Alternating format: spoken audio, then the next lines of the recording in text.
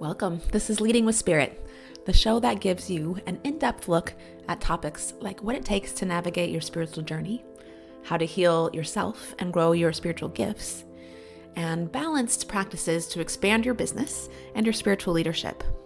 I'm your host, Spirit Bird, shamanic teacher, healer, and author, here to guide you on your journey to becoming your most potent spiritual leader.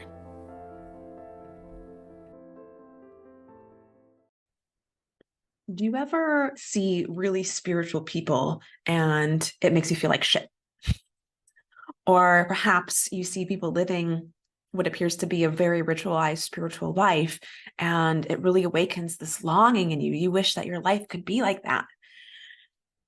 Today, I want to talk about the dangers of spiritual hierarchy and the importance of your own authentic journey. And of course, things to look out for while you're navigating this part of you, this spiritual part of you, and how to bring it forward and integrate it into your everyday life. If you followed me at all, you know that it's really important to me to help teach and show how we can integrate our spiritual side into our everyday life, or how they can be one and the same, versus how to leave our everyday, ordinary 3D reality in favor of some kind of spiritual panacea that honestly exists, but doesn't look like what most people think it should look like. So for me, I have lived a pretty spiritual life for most of my life, and I've been kind of integrating the 3D into it versus integrating my spiritual into the 3D. And there was a second there where I think that in my fantasy world of what like this new earth could really look like meant that we were all just being spiritual all the time.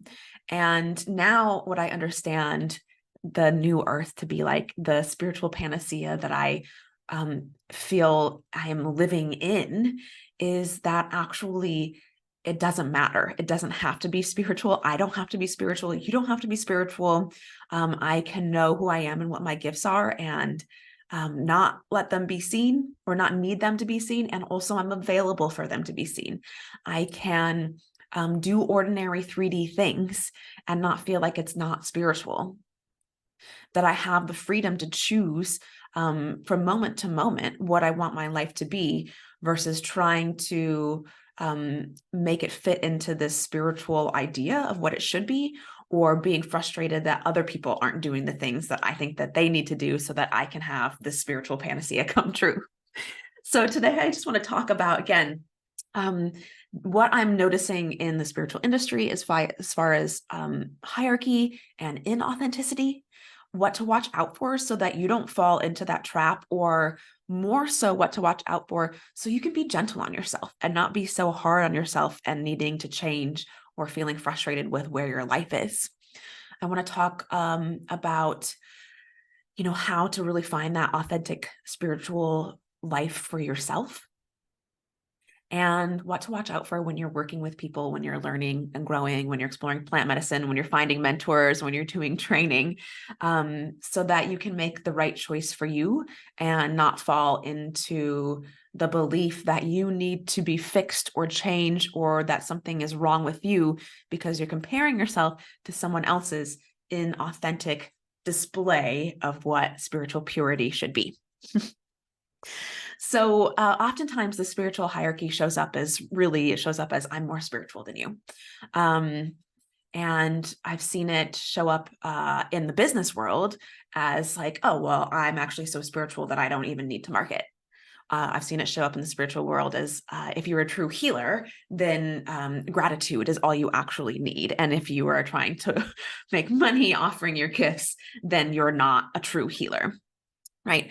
I've seen it as I'm already so healthy. My health is perfect, and I don't actually need to pay attention to my health, or more so, I'm going to judge you for what you eat because it's not what I eat. There is such an allure when you enter into the spiritual world to really wanting to be seen as spiritual, that it leads us to make very inauthentic decisions in our life, or present this mask of spirituality that isn't necessarily wrong or untrue, but it's not the whole truth.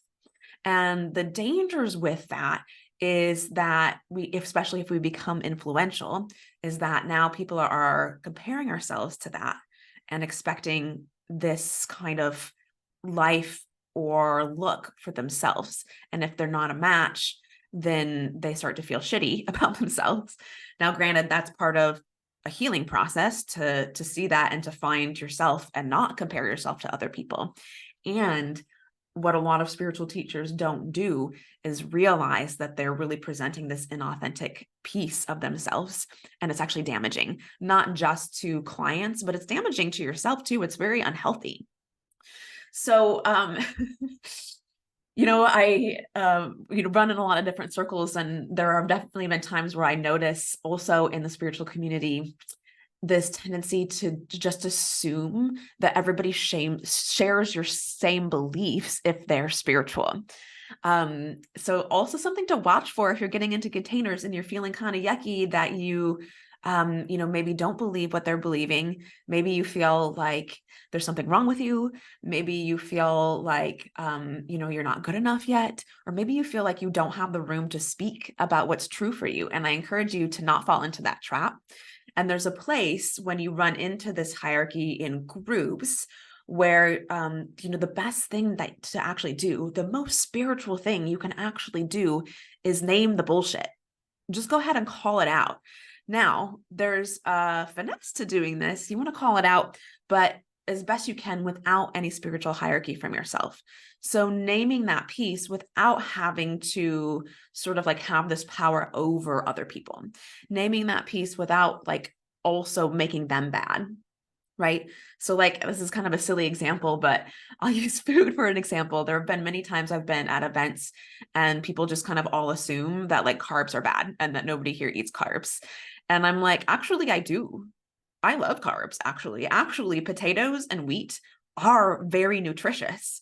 I know we got on this like tangent for like weight loss that they're bad for you, but they're not necessarily. Again, everybody has different body types and different goals that they're trying to reach with their body. But for me, I fucking love potatoes. They're my favorite food.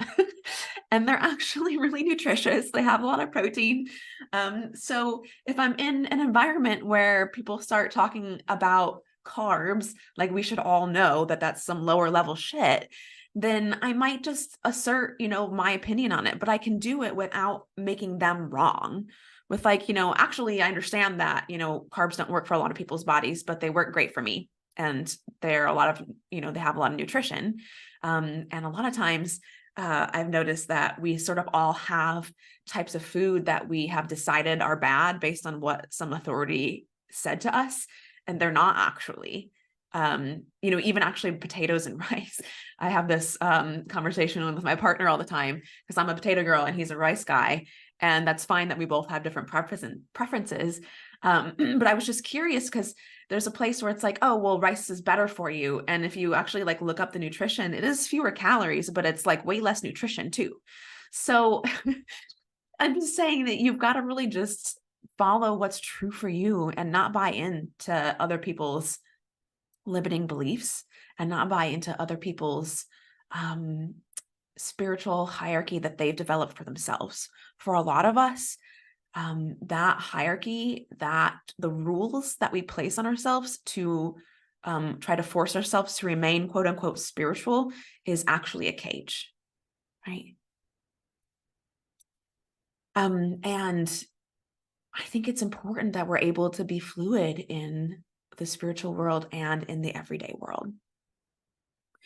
When you run into a spiritual teacher and you start to notice yourself feeling like you need to hide parts of yourself to show up, then I encourage you to ask this question, because two things could be happening. One, it could be a teaching. It could be a place for you to notice, why are you hiding part of yourself? What part of yourself are you ashamed of, or do you feel like you need to hide to, to be safe? So there is one place where it could be a great opportunity for your inner work and inner healing. But I want you to also ask and check yourself around, why are you hiding? And is it actually because the teacher or the mentor you're following is holding this bar or this expectation or their own judgment that you should be like them. So pay attention to that, because obviously if it's the latter, then there's one of two things that need to happen. Either one, you just can notice that this isn't actually a healthy container for you anymore and you can exit the container. Or two, you can name it as cleanly as you can. So this doesn't look like you're doing this thing to me and I don't like it. It is actually more like I'm having this experience. I'm having this experience where I notice that I feel uncertain or unsafe about sharing parts of myself. And I wonder, to what extent this is me and to what extent, that you might actually be having a judgment. And can we talk about that? So what happens with the spiritual guides or leaders is, if we as their clients or their students, we are often constantly doing inner work, right? Constantly learning and growing and trying to improve ourselves and, make ourselves better, show up in healthy, cleaner ways. And if we start to doubt ourselves, and if we start to look at how we're 100% responsible for a distortion, like, feeling like I have to show up differently, or feeling like I don't feel like it's safe to talk about things. And so that must be 100% me instead of something that's happening in the group. If we take too much responsibility for our own inner work, what can happen is this can reinforce this hierarchical structure, this difference between me as a leader and you as a student, that I am above you. And what a lot of spiritual teachers do is they subconsciously keep this stereotype going, because it keeps you in their container, or it keeps their container full, or it feeds their ego that they're doing a good job as a spiritual teacher because they are above you still. Right.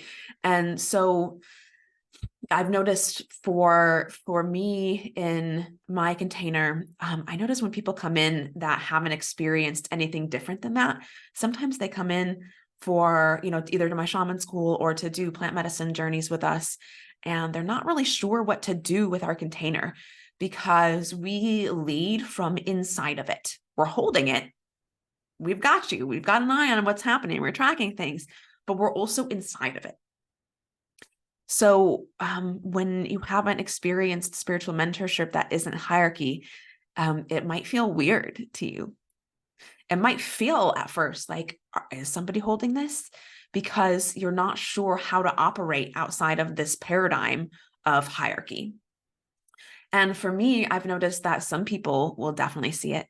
And that's why they come here. They see that we're not holding this place of hierarchy. And that's why they want to be in our container. Right. And also there are times where other people don't see it, and or see it and feel uncomfortable around it, or don't want to be in it because their ego isn't going to be fed that way.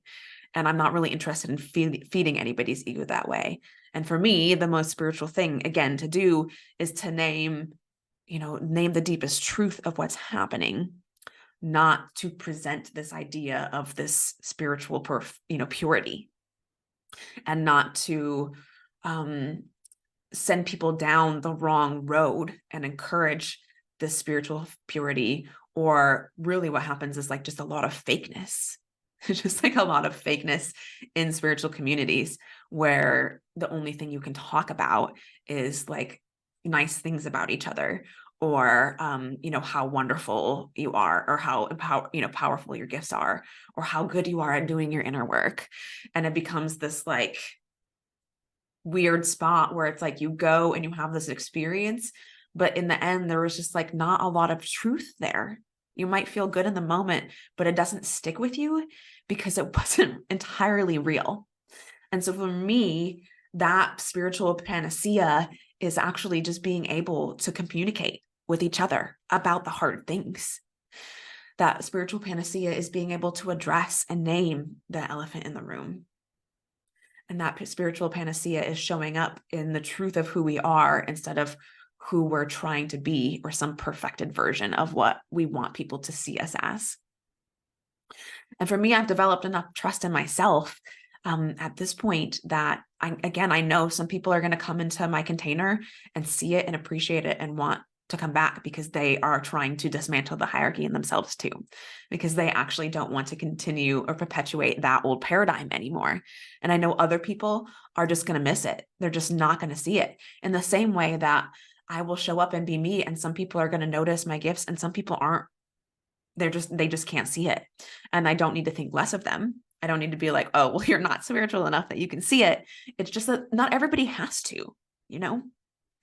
And so for me, this like freedom that I'm in, this like spiritual panacea that I feel like I finally walked through, this threshold that I've walked through, is that I can fully show up in my gifts and I'm fully available to be seen in my gifts, and I don't have to. I can fully show up as my full medicine person self, and I don't have to.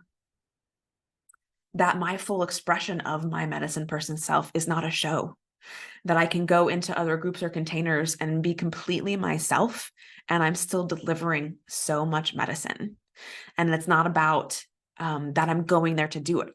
In fact, many times I experience myself being in groups, going to the yoga studio, going to workshops, being out for lunch with friends, and being myself. And I'll get reflections afterwards about how a couple of things I said completely changed somebody's life. And for me, it's like, yeah, that's really satisfying. That's like spiritual gifts. I do teach and help people learn how to use theirs and then integrate it in their life. And oftentimes that looks like how to also use that as a career. But that is not the only goal, and that's not the highest goal. Showing up and working your magic without trying is fun and gratifying. To me, again, that is what the goal that we're actually trying to reach. And again, this is like that spiritual hierarchy. Like if you feel like you have to be having a successful career using your spiritual gifts, or you're not healed enough, or if you're not doing it, that you're not good enough, don't buy into that bullshit. That is somebody else's hierarchy that they are actually putting out and hoping that you fall for. Again, it's subconscious. It's usually subconscious, but don't buy into it. And just know that showing up and, using your magic and your medicine in a way that's completely authentic, that doesn't feel forced, to me is the ultimate goal. And yes, sometimes that's going to look like it being this beautiful, successful, abundant career using your gifts. And sometimes that's going to be, working 9 to 5. And again, to me, I am more spiritually free because I am no longer afraid of working that quote unquote ordinary job, because I know who I am and I know my gifts and I know they show up no matter where I go. So to me, that is the whole point, is that I am fulfilled in that way. I am fulfilled in the way that I get to use them and be seen in them regardless of the situation. And also, you don't have to see them for me to feel that gratification. That at any point I could walk away from my career and do something else, and I wouldn't be afraid of losing a part of who I am because it's fully integrated into who I am. It's not a mask. So, just to summarize, watch it, just be curious about it. Be curious about, where if you're noticing that you are getting down on yourself for not being spiritual enough, it's an invitation to notice, where are you comparing yourself to others?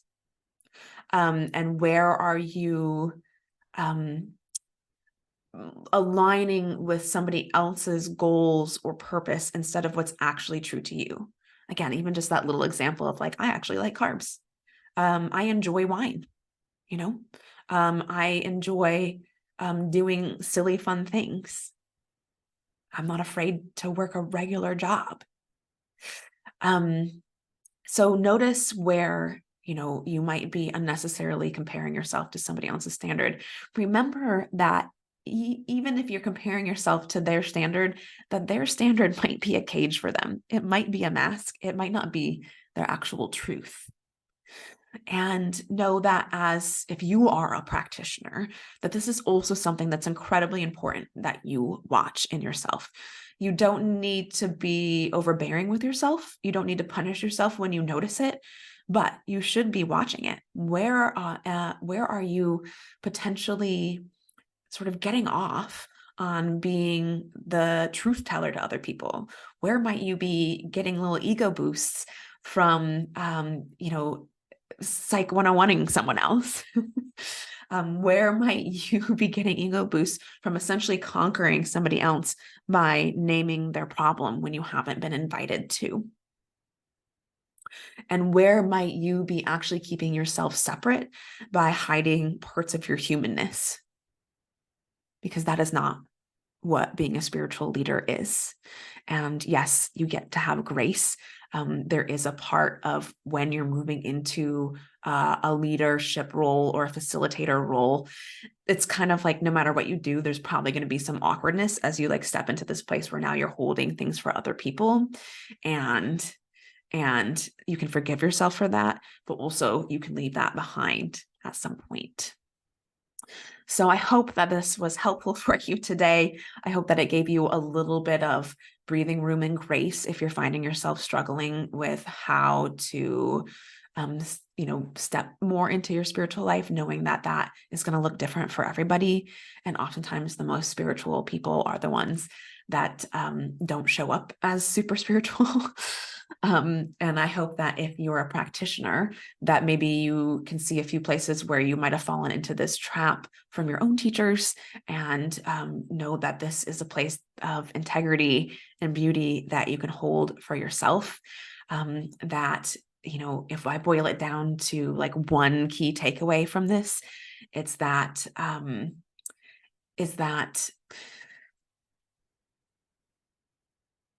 really being able to teach and guide people is less about you telling them how to do it or coaching them on what to do, and more about you showing them by being it. And when you do, amazing things happen. Thanks for joining me today. Have you been hearing the call to expand your spiritual gifts and step into your next level of conscious leadership? If you're a coach, healer, or a spiritual leader, you can learn more about Shaman School and growing your spiritual business on our website, holtonhealingarts.com, or send me a DM at Holton Healing Arts.